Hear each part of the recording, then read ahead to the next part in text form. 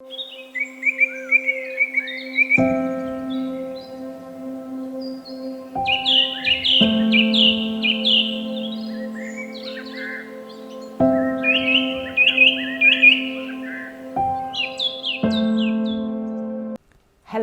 beautiful people, and a warmest welcome to the Surrey Art School studio. I'm Ellie, I'm the founder of Surrey Art School, and I'm going to be your creative guide over the next 6 cycles of learning as we begin to pick apart our lovely autumn season theme, the spirit of trees. So most of you who subscribe with us would have received a little subscription box, and in that box there's some really useful tools for getting started on the theme, including 4 autumn season colours that we've chosen especially to complement this theme. So if you haven't signed up for the subscription option, I highly recommend having a look on the website and just getting an understanding of what colours we've chosen for this autumn season, because I do use them a lot in my teaching. We also included some paint on mixed media paper in neutral and in black, and those are going to be really useful for this season too. So if you haven't got those, make sure you have a suitable alternative, maybe some tinted watercolour paper or some sugar paper. Anything you can find that sort of matches those kinds of materials will be useful as we sort of work our way through the theme. Having said that, I do leave some guidance on the resources which you can download to accompany this tutorial about what kinds of colours you could use if you were, say, working with just a basic pan set of colours. And I will say this from the beginning, I always use a size 6 brush. That is my preferred brush. I use a size 6 synthetic watercolour brush, and I also use a lot of a size 1 rigger brush. So if you don't have those, have a little look on the website. We've got them on the art shop. They're not expensive tools, but they are ones that I refer back to time and again. And again, having said that, if you don't have a size 1 rigger brush, for example, you can create the same effect with a size 6 brush, just need to have a much lighter pressure. So, you know, when it comes to art materials, in many ways it's personal preference, but there are some specific tools that we'll use during these 6 cycles that you may find it useful to pick up a little bit further along the way to help you to sort of tune into the theme in the same way as us. So in the resources, you'll also find lots of interesting information about some of the trees that we're going to study over the next 6 cycles. And we begin our journey today with the beautiful hazel tree. And I've chosen the hazel tree for 2 reasons. Number 1, the hazel is my birth tree. So it being the end of the summer, the beginning of the autumn, is the perfect time to look at the hazel tree. But also it is rich in sort of myth and legends, and you can find some really interesting stories about the hazel tree in the resources too. So as well as delivering some technical information via my sort of video tutorials, there is lots of contextual information that you may like to include in your sketchbooks too. And all of that sort of helps create a more personal journey for you all as you move through the cycles. It's about learning about these trees so that you can perhaps pick your favourites, perhaps choose a tree that you would like to focus on in a little bit more depth later on in the course. But also just familiarising yourself with the folklore, with some of the contextual information, just makes for a much fuller, richer journey for you all. So I can promise you a super gentle start to the season. This first tutorial is very simple, it's very pared back.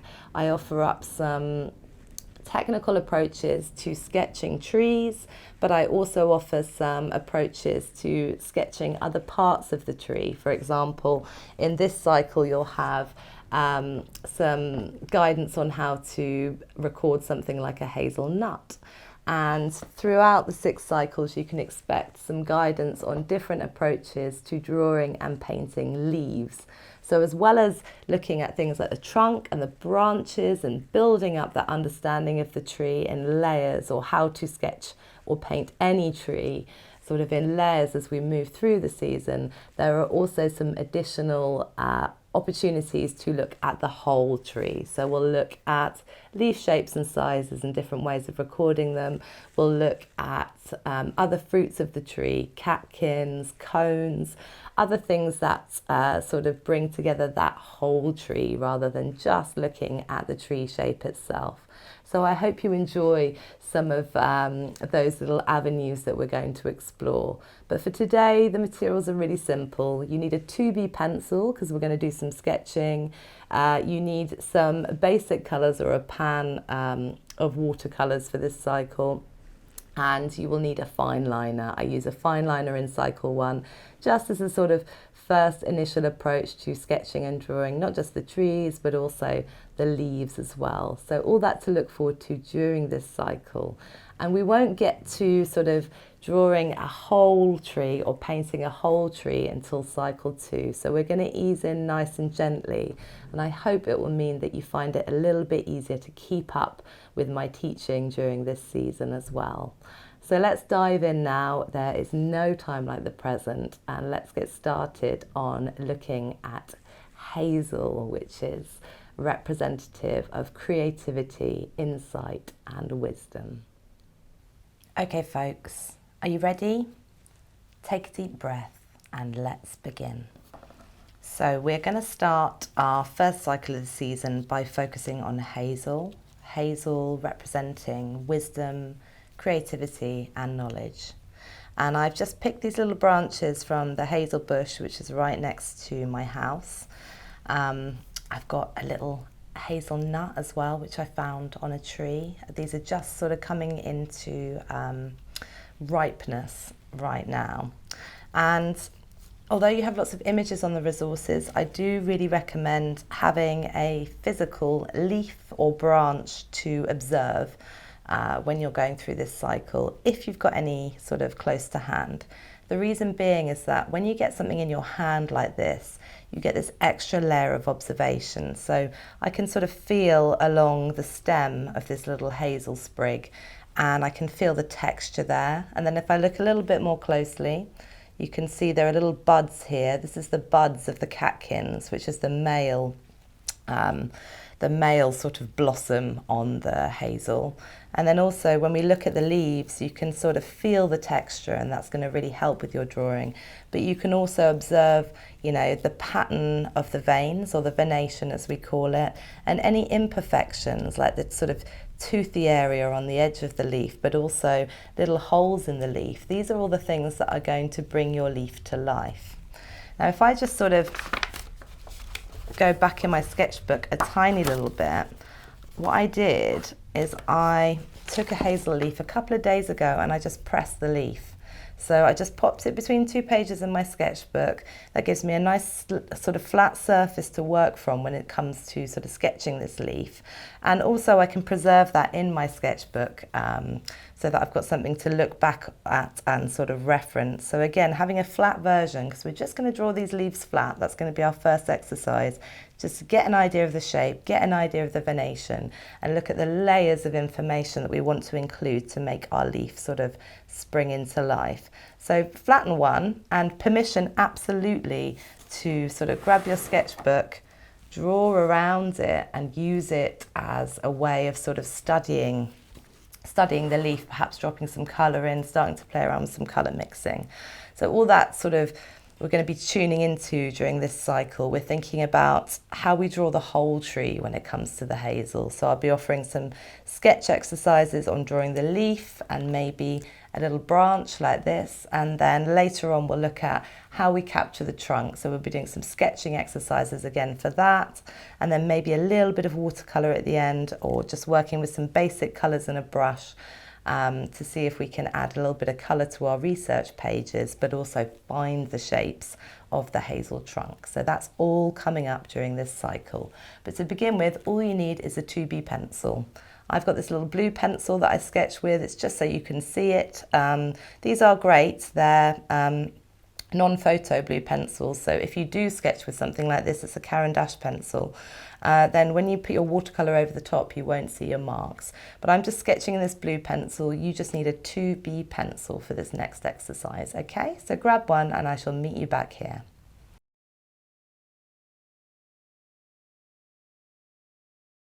Okay, so we're working from general to particular with these leaves, which means we're going to find the whole shape first.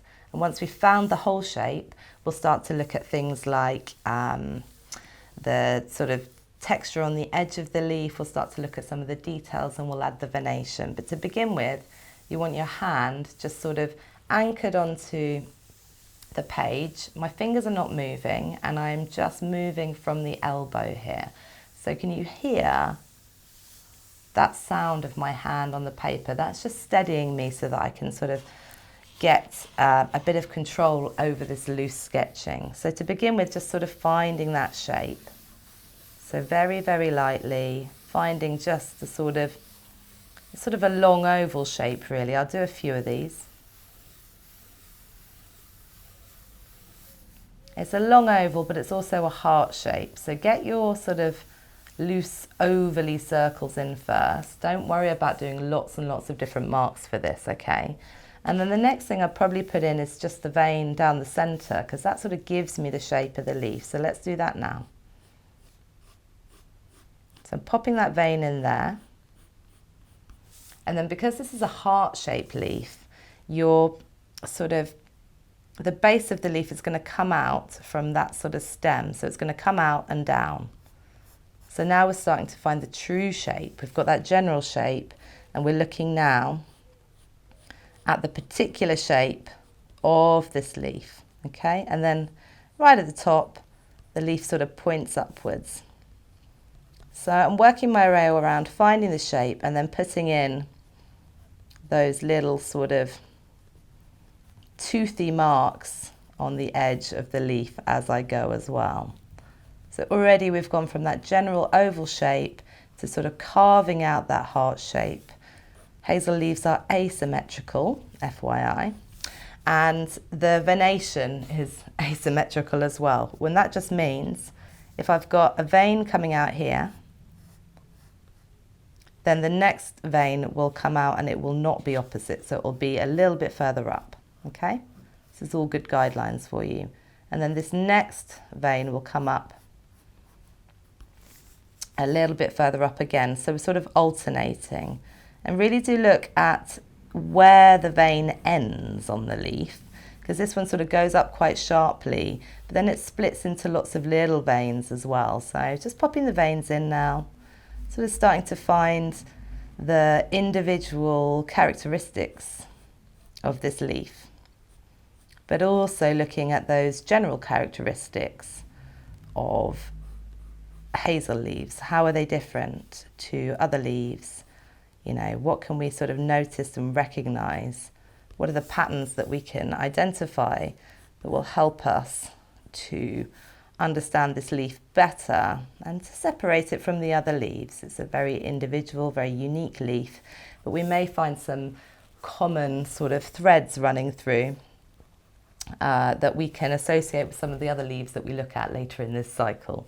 So general shape, then find the sort of true shape, the true outline, then pop in the venation, okay? So you can practice that a few times across your page, looking at different leaf shapes from hazel or just looking at the images in the resources. So this one is longer and thinner and the stalk very clearly comes out from the bottom. So I'll just go through that process again. Finding that shape, using that ellipse that we've drawn to help contain the shape, popping that vein in, okay? And at this stage, if there are any sort of little holes as well, so once you've got the veins in, there are any little sort of holes in the leaf, this is the time to get those recorded. So I'll pop in my veins just very quickly and loosely there, make sure I've got that nice pointy tip. And then, you know, I'll just draw with my pencil. There aren't actually any holes on this leaf, but this is just an example. Draw with my pencil. Just a few little holes in there, okay? Now I'm going to come back and work back over this now, just with a fine liner, just so you can see it a little bit more clearly. But you may just want to pause for a moment, take a moment to practice that action, that creating that oval shape,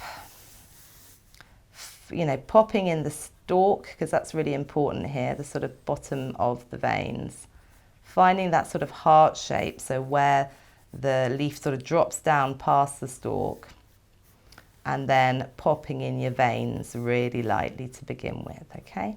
So just making a map for yourself, and then when we come in and work with a fine liner, which is what we're going to do next, a lot of the information's already there, so we're not having to work so hard, okay? Okay, so once you've sketched out just a few shapes, I'm going to go in with one of these Unipin fibre tip fine liners. They're waterproof and fade proof, so they're great for sort of adding this kind of detail, and you can chuck colour over the top, which is really, really nice. This is a 0.3, but the size of your tip is completely up to you. I like a 0.3, but 0.5 is also quite good. It's a nice chunky one. This one's a little bit more scratchy. So what I'm going to do now is work over that sketch of this little leaf here. I realise I'm working on the back just because you can see the venation a little bit more clearly on the back, so that's the only reason, but we'll look at back and front as we go along. And I'm just going to work in now with my fine liner and refine those lines. I'll speed that bit up for you, but I'm going to come back and show you how you can do some mark making on this leaf as well to really bring it to life, okay? Now this part takes a bit of focus and concentration, so really take your time. It is worth honouring the true shape of this leaf, this beautiful leaf, this little miracle created by Mother Nature. So don't feel you need to rush this. Take your time, easing in gently to our understanding of the hazel as a tree. Just trying to understand as we do why our ancestors would have found this tree to be so sacred. I think anything that is a food source is obviously going to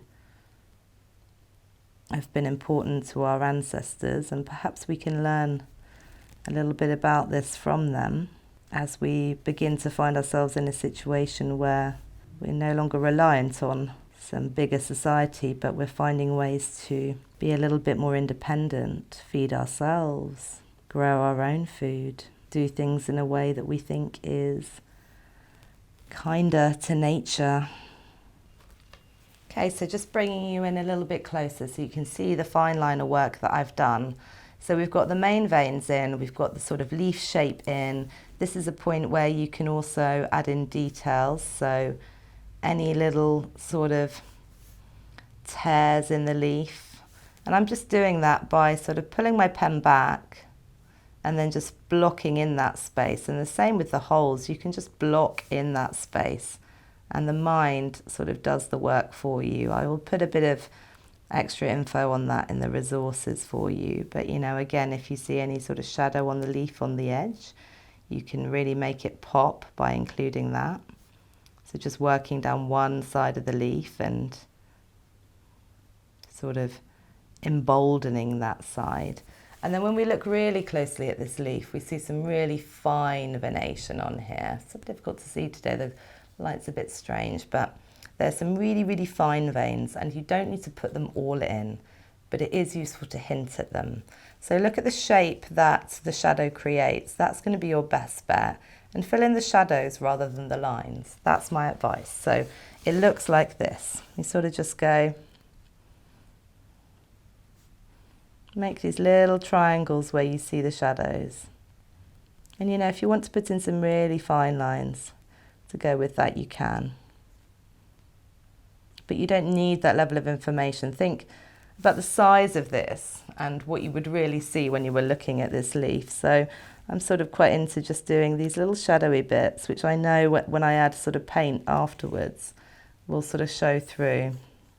And maybe adding a few little micro veins just to sort of hint at what's going on beneath the surface. A little tip here is to just work up one side of the leaf and then compare it to the other and decide if you're enjoying that sort of aesthetic. And if you're not, you can change it. And you've got all these leaves on this page that you can practice with, but just a pencil and fine liner is a really nice way of feeling like you are getting to a more finished drawing, but without spending lots and lots of time. So I could probably spend a few hours now going in and working some of that smaller venation, but don't go too mad with it, all right? Because, you know, this is just an initial sketch and we're just sort of feeling our way. The nice thing about these fine liners is that if you work with a slightly lighter pressure as well, you can get thinner lines. So you're getting that sense of almost like you would have with a pencil, where you're getting these finer lines just through the pressure that you're applying, okay?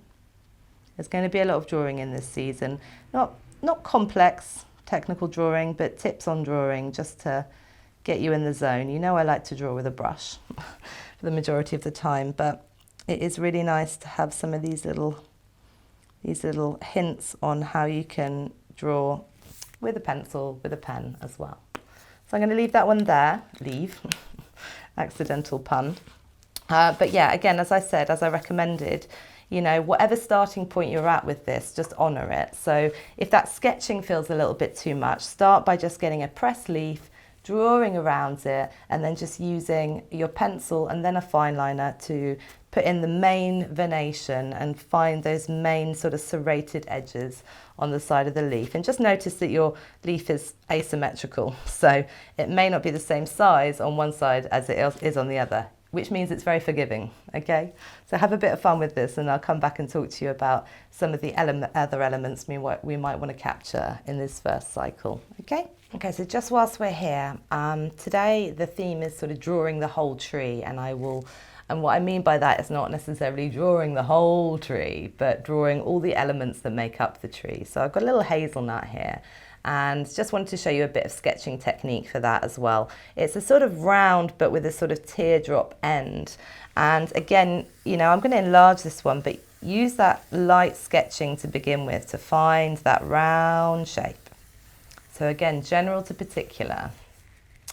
And then from there, you can start to carve out the whole shape with that sort of teardrop, which is rather nice. And then from there, you can start to add in some of those pointy leaf shapes. So we're sketching everything real light and loosely to begin with. I can even start to pull out the stalk, but I won't worry about that too much. But I can start. So it's just getting that little pointy tip. And again, I could work over that now that I've got that general shape or that sort of more particular shape. I could work over that with my fine liner. So I will do that, but I will speed it up for you. So noticing where the leaves overlap as well. So just going to say, I'm doing that sort of general line of the edge of the leaf. And then from there, these little frayed areas sort of come down and over. So it's just sort of noticing that. And then again, I'm just going to add a little bit more detailed sort of line work at this stage. That's why I love these fine liners. They're so fluid on the page. And yep. And then even here, where the nut is sort of emerging from its little leafy casing, I can put that in, and I can even allow myself to put a few curved, very light, fine lines just to show that shape. And that is it. That is all you would do in fine liner. And then we can add a little bit of colour to that if we want to. Okay?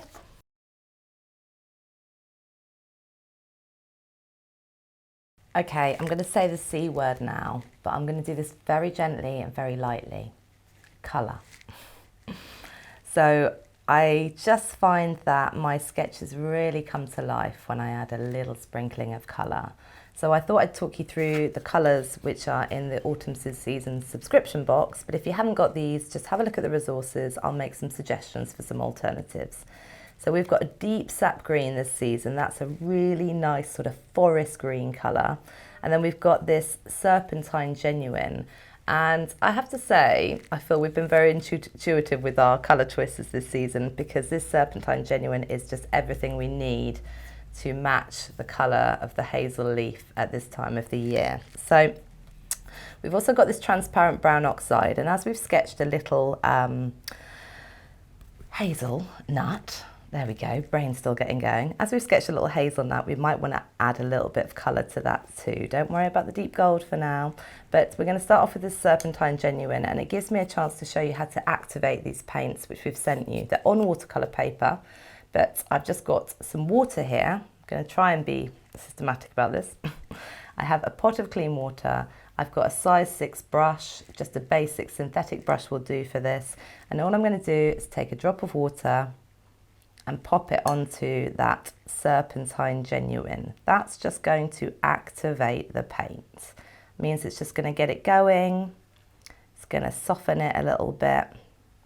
And then in terms of how you apply that paint, you can either make a very light glaze like this, so just by adding water to the paint, and you can just sort of pop that down. I'll pop this on this side of the leaf.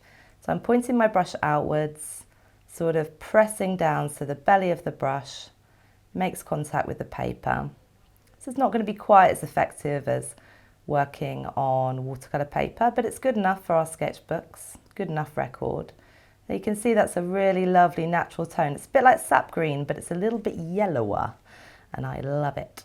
So I'm going to pop that down on one side, and you can see no smudging because I used a waterproof fine liner. On the other side, I'm just going to wet the leaf, so no paint just yet. Wet the leaf all the way down. Again, pointing my brush out so I've got lots of control. The water is only going where I want it to. Hallelujah. And then this time, this is wet on wet, which I'll use a lot during my teaching. I'm going to get a bit of that paint and just drop it straight in to that water mask. Does not have to go everywhere, okay? What happens when you pop it in wet on wet is the paint splits and you get some lovely granulation. It's just a sort of texture. And I just think the paint performs so much better wet on wet. But you know, if you do a little comparison in your book like this, then you can decide which you think works better, okay? So that was just the Serpentine Genuine. If you don't have Serpentine Genuine, then just sap green from your palette is great. And just popping a little tiny hint of watercolour onto there. Okay, and then on this side, I'm just going to let it dry. And on this side, if I want to add a little bit of darkness, a little bit of shadow tone, I can get a tiny bit of that deep sap green, which I'll just get going in the same way. See, it's a slightly different tone. It's a little bit sort of richer, I suppose, a bit more foresty. And in between the sort of gaps, I can drop in some little hints of that deep sap green. I'm quite a loose artist. I try and stop myself from being the screaming Virgo within. So just lightly dropping that paint in. And for like a sort of first study of a hazel leaf, that I'm going to say is more than enough, okay? We'll get into lots of leaf sketching as we move through the seasons, lots of leaf painting and other bits of painting as we move through the seasons.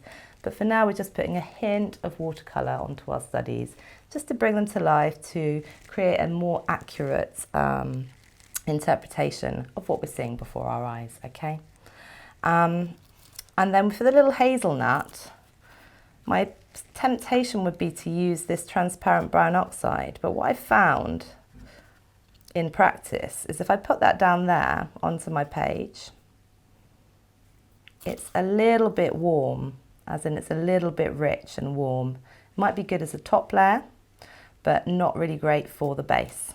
So you can either knock the warmth out of it by taking a little bit of it. Well, actually, I'm going to recommend you do that. Take a little bit of it, add a bit of that Serpentine Genuine to it, and you should get a cooler, more yellowy sort of tint. It's a little bit muddy. This is not perfection in painting. And then if I add that, that makes a really nice base layer for my hazelnut. So just a starting point here, adding little hints of colour. There's a bit of this greeniness going on in the leaves around it, so I can pop that in. Think about this more like just a bit of colouring in, something nice and gentle and mindful that you can do. And once that's dried, you could add, you know, or even when it's wet, add some little hints of that richer transparent brown oxide just straight over the top of that glaze, and that will start to work its way through, and you can sort of add a few little bits of line work. This is just easing ourselves in nice and gently, all right? So no pressure, just doing what feels comfortable at this stage, okay? If you want to just stick to the sketching, that's fine. I just wanted to show you that and also introduce our autumn season colours, which I will keep referring back to as we move through the season, okay?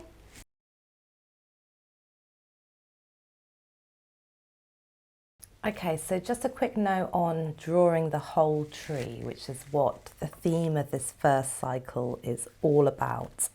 And by that, I don't mean drawing the whole tree. I mean drawing the different elements of the tree and getting to know them sort of more close up. So things like, you know, having a go at capturing these little baby catkins, which are just on the branch, and how we capture the whole branch itself with its lovely texture, and, you know, including things like the hazelnuts, which are a big part of the hazel tree being known for its wisdom, and you'll see lots of interesting information about that in the resources. So drawing the whole tree to me is not drawing the whole tree, it's using our sketchbooks as a way of recording some of the visual information that we are getting from the natural objects that we're observing, but also sort of having a chance to record colours and maybe make some notes about technique and some notes about the tree itself, what we know about it contextually. So some of the stuff that I've just shown you on this page is a sort of way into starting to create a fuller research page like this. I've just got the title at the top there. I've got a few little leaf studies, and I've been playing around with some of the autumn season colours and then looking at things like the catkins and the texture on the branch. So getting richer, fuller pages, which we talked about a lot last autumn, but also getting a more in-depth understanding of the tree as a whole, you know. Do look on the resources because this page is on there, and it talks about things like just drawing out the veins or drawing round the leaf as a way in. You know, we want to keep it simple for this first cycle, but in the spirit of this, I thought I'd also show you a twig. So again, we're just working with these basic colours. Your size 6 brush is fine for this, and I'm just going to show you on this page again, just sort of how to sketch out a twig. Of course, you can do it with your pencil, but as I said to you at the beginning, I'm all about drawing with the brush. And if you can get that technique down, it will make your pages much quicker to generate. It will should simplify things for you quite significantly. So this transparent brown oxide is not perfect, but it'll do just for capturing the sort of twig-like shapes of the branch. So I'm just getting a little mix of that, loading it up onto my size 6 brush. Again, nothing too complicated. And if I pop my sort of hazel out here, my hazel twig out here, I'm just going to start to pull the brush across the page from left to right. And I'm going to start with a fairly decent pressure at the end because the bottom of this twig is quite chunky. And just sort of stop intermittently. So you'll see all these sort of nodules on the branch, and you want to capture those. So don't be afraid to stop, press and lift. I'm going to pull out that sort of main shape now, keeping my pressure a little bit lighter as I'm working my way down the twig. That's it. And this is not about perfection. This is just about finding the shapes, okay? And then what you'll notice is that where the leaves start, there's a change in colour. So instead of being brown, it's going to be more greeny. So I'm going to put my main bits of the twig in, my main parts of the twig in, just with a brush because it's quick. That is why. It's just a more instant effect. And if you can get used to this way of working, it will really help you. And then I'm going to get a little bit of that serpentine green again. And I'm going to just use it to pull out the sort of base of those leaf areas, okay? But I can also use it to create the little buds of the catkins and the catkins themselves. So if I just get my brush, and every time there's a sort of nodule, there seems to be a catkin or a bud for a catkin. I'm just going to press, I'm just going to stamp here, so press, just with that little bit of watercolour paint, just going to press and pop in some of those buds. So we are interpreting here. We're interpreting through the brush. And the catkins are the same. You just sort of press and pull along a little bit and you'll get that basic catkin outline. Of course you can work over the top, you know, with your fine liner or with a dip pen. It's completely up to you. But to begin with, we just want to give an acknowledgement. There's a bud, press and lift. There's a bud, press and lift. There's a catkin, press, pull and lift. So it's just a really easy way of capturing those general shapes as we see them. There's a couple of little catkins down here, so I'm going to pop those in just with my brush. That paint is going to be really, really light, okay? So you don't need to worry about it sort of dominating. It's just a really thin sort of area. And again, then you've got something you can work with here. You've got a little branch. Maybe you could add a leaf to it somewhere. You know, maybe, like I said, you could work over the top with your fine liner and add a little bit more detail to those. But it's just that finding those shapes really simply. And this time we're doing that with a brush rather than with a pencil, just because it's quicker. That's all.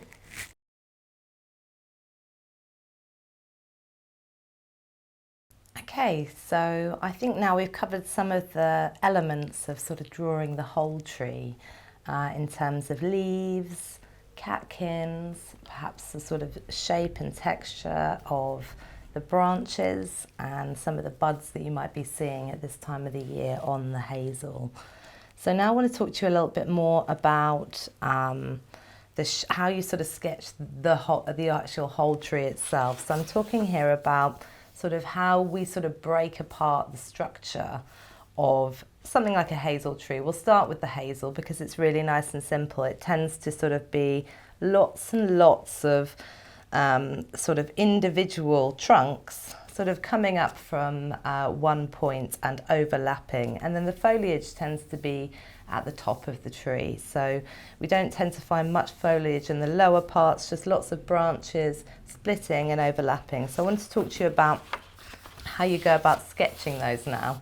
Don't worry about my blank pages, I will fill them in. It's just a little bit easier for me filming to just show you on a page which has got a bit of paper behind it. So essentially, any tree is just a series of cylinders, and a sort of a little bit like those ellipses we were sketching in the early part of this cycle.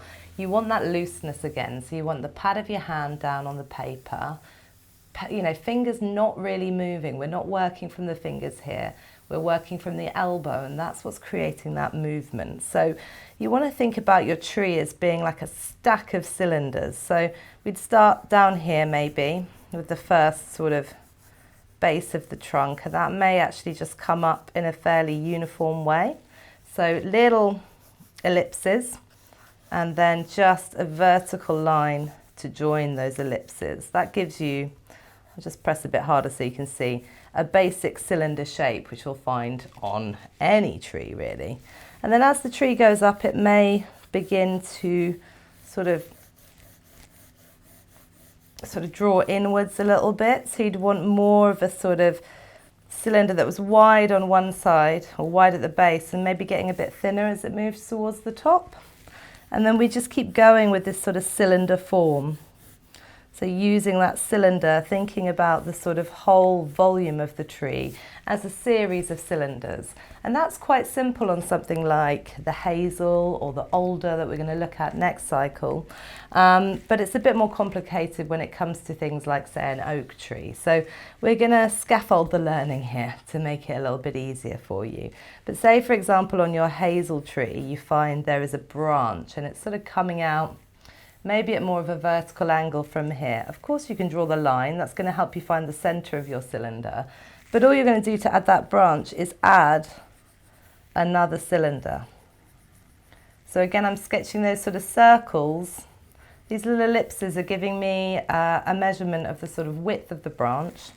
And then I'm just connecting them together with vertical lines. So when you do that, it starts to look a little bit like this. And you can almost, on a tree, you can see that curve of the ellipse, if that makes sense, as that branch comes out. And again, you may have another branch coming out from, say, here. So again, I'd put that little cylinder in, It might be a slightly thinner branch, so I'm going to go a bit thinner with my, or a bit less wide with my ellipses. And then again, that's just going to come out, and that base of it will sit on the tree. So you can imagine that join between the main part of the tree and the branch which is coming out. So practicing these cylindrical shapes is going to be really useful for you this season as a way of breaking down any tree, no matter what it looks like, and any little twig or branch that might be coming off that tree. It's about understanding how it joins to the tree and thinking about that overall form of the tree, that sort of center space of the tree, that trunk, even imagining these ellipses as being a little bit like the rings on the tree, right? So that's the first layer, is to just sort of get an understanding of sketching these ellipses and using them to help you find the sort of curvature in the tree, but also using them as a measurement of the width to help you keep your tree in proportion, especially if it's sort of coming all the way out like this. Okay, so sorry, if it's especially if it's sort of going straight up, if there's not that much variation, you can do quite a simple cylinder to find that tree shape, okay? I will add in more detail to this as we go along, but I'm going to make a few other suggestions as we go as well, so just watch this space.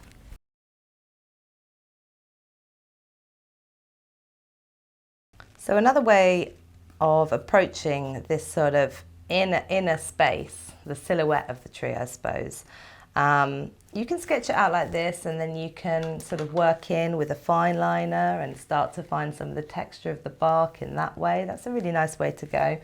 But you could also have a go at creating the same sort of inside space just using a brush. So a little bit like what I showed you with the twigs. I'll start with my size 6 brush here. So this I still consider to be sketching, okay, within the world that I live in, or the world that I occupy. So I'm just going to use that transparent brown oxide again, which is not, like I said, the perfect colour for the tree. You know, an extension activity would be to play around with, you know, adding to that, maybe putting a bit of green with it, which is actually what I'm sort of doing automatically here, just to make it a little bit cooler. But what you want to do is get yourself a mix. Now this could be watercolour paints, or it could be drawing inks if you like, anything liquid that you can load your brush up with. And then this time I'm going to start from the bottom with my brush. I'm going to press quite hard at the bottom, so push out that belly of the brush and just pull upwards. And what I like about working with the brush in this way is that you don't get these perfectly straight lines, and that's a good thing if you ask me. You also get some little variation in pigments as you're pressing. So that was just a size 6 brush, and if you wanted to ground it, just add a little bit of water to the bottom, and that is your tree trunk rooted on the page, really nice and simply. So you could do that with a size 6 brush, but you could also experiment with a larger brush. This is a size 12 Kolinsky sable, which is a really good friend of mine for washes, but is also great for this activity because it's so wide. So start at the bottom, push out the belly of the brush. I've got quite enough paint on my brush. Let's try that again. So pushing out the belly of the brush to its maximum width, and then maybe even lifting that pressure a little bit as we get to the top of the stroke, so that our hazel tree appears to be getting a little bit thinner as it moves towards the top. So that's a really nice, easy, quick, simple way of drawing a tree, but this time with a brush rather than with a pencil. And for some people the brush method might work better, and for other people the pencil method might work better. So it's up to you to choose, as I always say with my tutorials, which approach works best for you. But it's useful, I think, to do this exercise because it gets you an understanding of the shapes within the tree and is something you can apply later on in the season as well, which is always really helpful. So I was going to make a suggestion for just doing a sort of silhouette of the whole tree, so you get an idea what the whole tree looks like. And again, I'm just going to work with whatever's on my palette here. So I've got a bit of brown, I've got a little bit of that deep sap green, which is rather nice. And again, you could do this with just drawing ink if you prefer for a silhouette. And for this one, I'm just going to see if I can sort of make a mini study of the whole hazel tree. So I put one sort of trunk in there, maybe another one in here. You'll find with the hazel tree you get multiple little trunks growing up from the same sort of root system. So see if you can get sort of 4 or 5 of these sort of mini trees. And even you can experiment with adding, you know, a few branches, if you like, to your trees. It can be really nice. Try not to organize or make it too uniformed. Nature is not tidy, okay? She's not sort of symmetrical a lot of the time.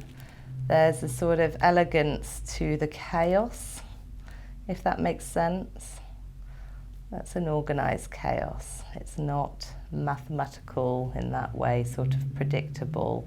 And even the lines often have a wiggle to them, which is ideal, isn't it? We're working in this way. So, you know, play around with doing some different bits of silhouette work, either with black drawing ink or burnt umber, whatever you've got, or with a little bit of watercolour, if that's more, you know, your medium. And see if you can start to find these trunks just from the inside, okay? So this one from the outside, this one from the inside, choosing the method that works best for you.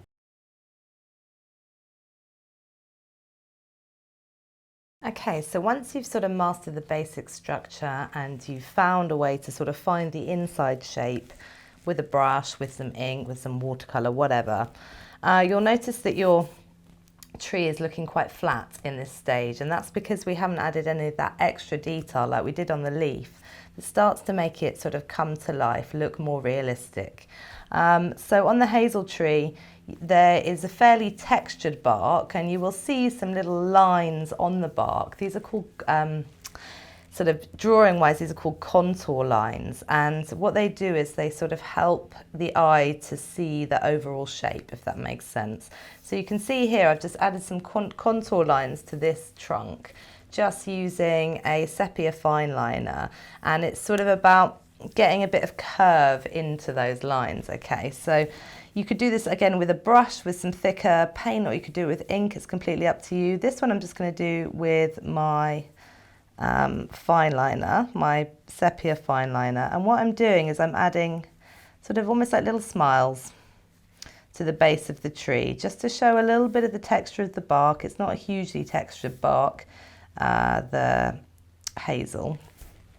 But I'm talking about smiles here because the contour lines, like I said, help to sort of show the overall shape of the tree. And generally the rule is that if the tree is moving away from your eye line, then you're going to invert the smiles. So the smiles will then become frowns, or sad faces if you like. So these are the frowns, imagining that my eye level is here. And these are the smiles, which is anything, this is the middle of the tree, say, that we're looking at. Anything that's below the eye line, pop a little smile in there. And it's just a nice way of remembering, isn't it? Pop a little smile in there and it will sort of give a little bit more of a hint, a sort of sense of more 3D to your tree.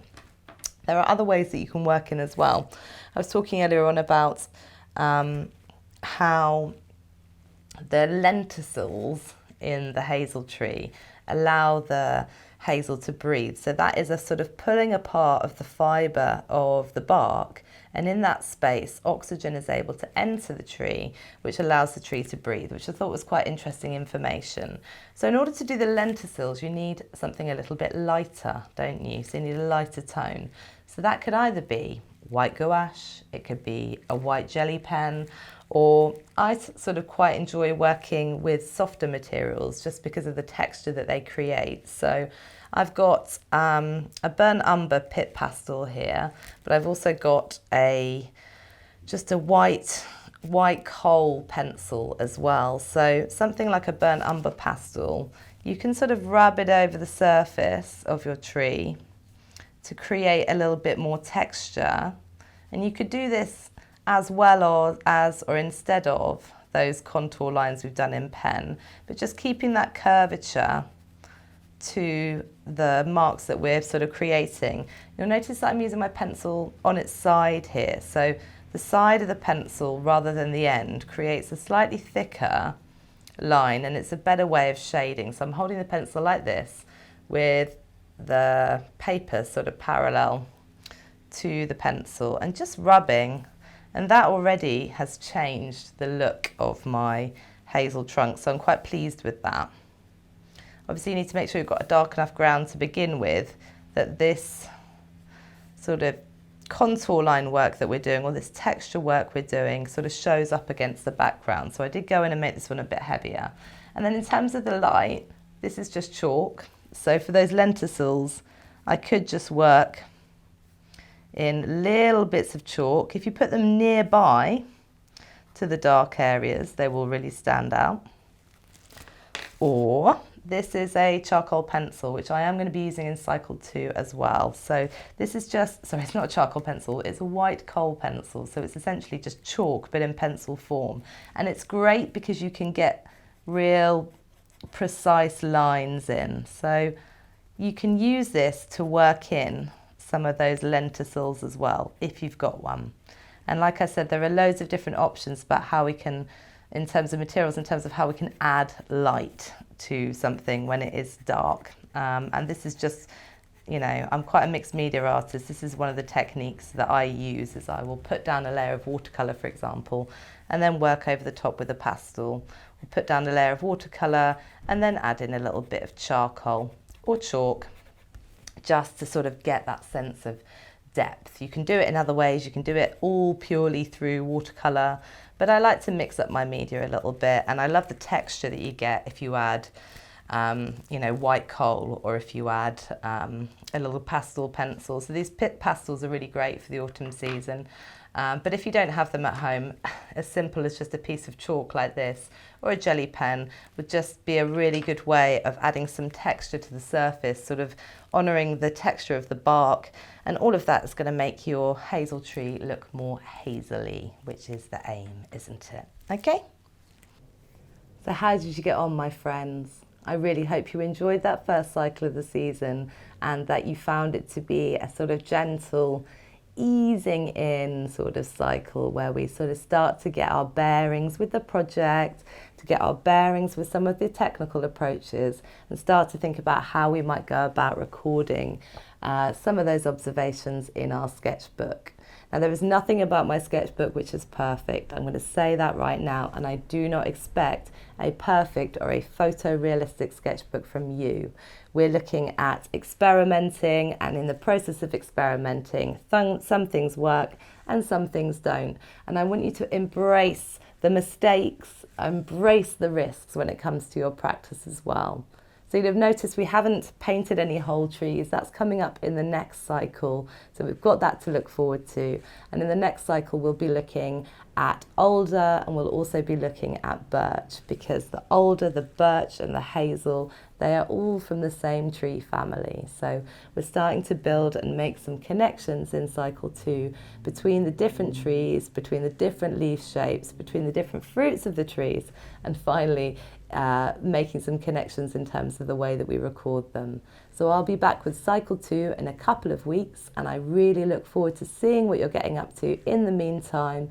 If you're on the Light subscription, you have the free Surrey Artist group, so please do share your work there. It's really, really lovely to grow together as a community. And if you're in the community group, start sharing some of your responses there too. It's a private group, it's a safe space, and there is an opportunity to be nominated for things like Artist of the Week or Artist of the Cycle if you contribute towards that community. So I really look forward to seeing what you do with this. I am here for anything that you might need. I'm on hand to help. So please don't hesitate to reach out via the groups we've created for you, and let's all grow together this season.